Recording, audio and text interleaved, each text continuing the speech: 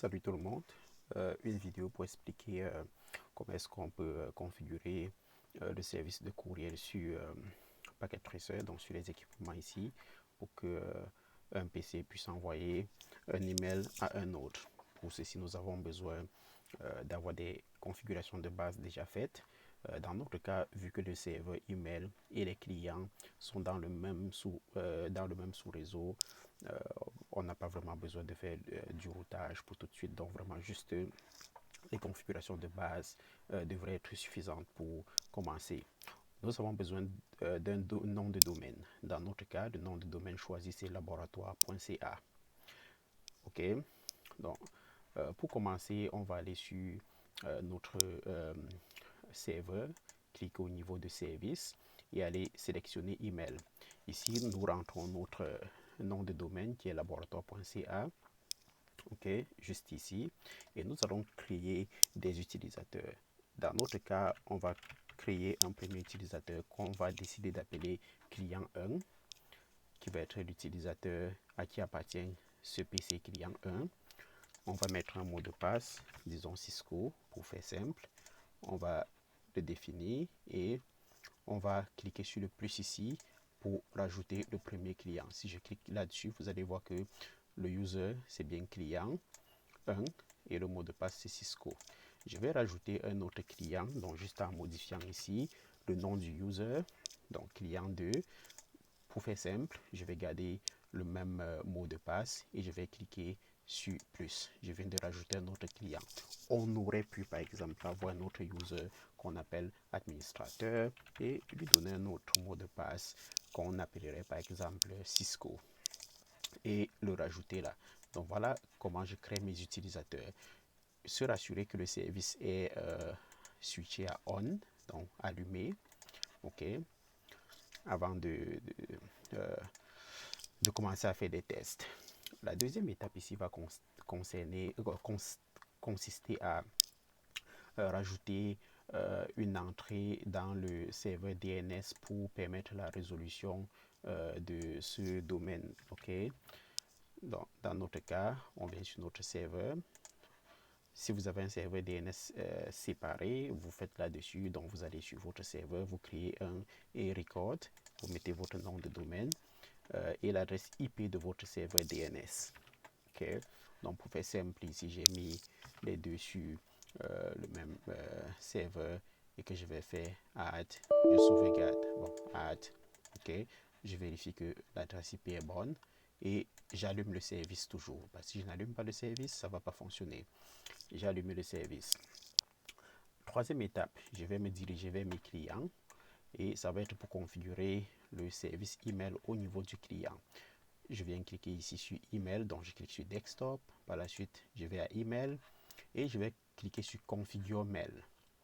Je vais mettre le nom, je vais dire client 1 ici et je vais mettre comme adresse email. Donc je prends le nom de domaine, je l'avais mis ici, je vais juste le copier pour l'utiliser. Mon adresse email, ça va être client 1, donc qui est mon username que j'ai créé à ce niveau. Le user c'est client 1 arrobas nom de domaine. Client 1 arrobas nom de domaine. Au niveau du incoming mail server, donc ça c'est l'information du serveur. Je vais rajouter ici mon nom de domaine. Donc, je vais juste supprimer ceci. Pour le outgoing, je vais garder le même nom de domaine pour mon serveur. Au niveau du username, je mets ce qu'il y a au niveau de mon serveur. Si je reviens ici, vous allez voir que c'est client 1, donc j'écris le client 1. Et je mets le mot de passe Cisco tel que nous avons défini et je fais Save. Là, j'ai configuré mon service email au niveau de mon premier client. J'ai choisi un autre PC ici qui va jouer le rôle de client 2.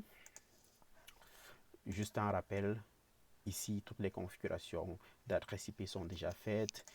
Les PC peuvent communiquer entre eux. C'est une étape préalable. Vous devez vérifier que les PC peuvent communiquer entre eux, ainsi de suite.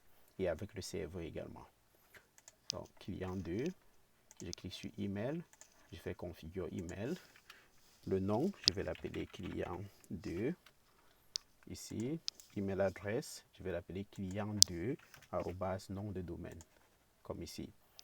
Et le nom du serveur, je vais faire pareil. Je vais mettre mon domaine ici. Et ici, mon username, on avait dit client 2. Et le mot de passe Cisco, tout en minuscule. Et je vais sauvegarder ceci.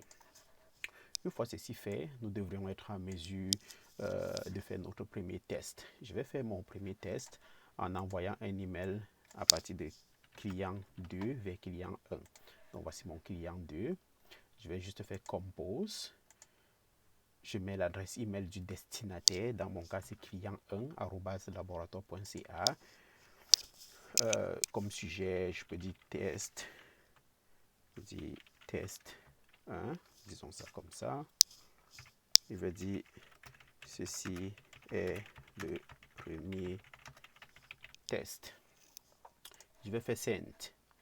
Donc je vérifie, je peux voir ici les notifications. Il me dit send success. Donc cela voudrait dire que j'ai réussi à envoyer un email. Je vais aller au niveau du client 1 qui était le destinataire pour vérifier ici s'il a reçu un email. Je vais cliquer sur Receive. Je peux bien voir qu'il a reçu un email en provenance du client 2 et voilà l'objet. Je peux cliquer dessus pour lire mon email et c'est effectivement le email que nous avons envoyé à partir du client 2 vers le client 1. Ceci est le premier test. Ok, donc voilà à peu près comment est-ce que vous configurez ce service. Il est très simple à configurer et à mettre en place. Pour votre e-record, j'ai dit vous pouvez utiliser votre DNS déjà existant pour faire votre e-record et avoir vos services sur un autre serveur si cela fait mieux votre affaire. Merci.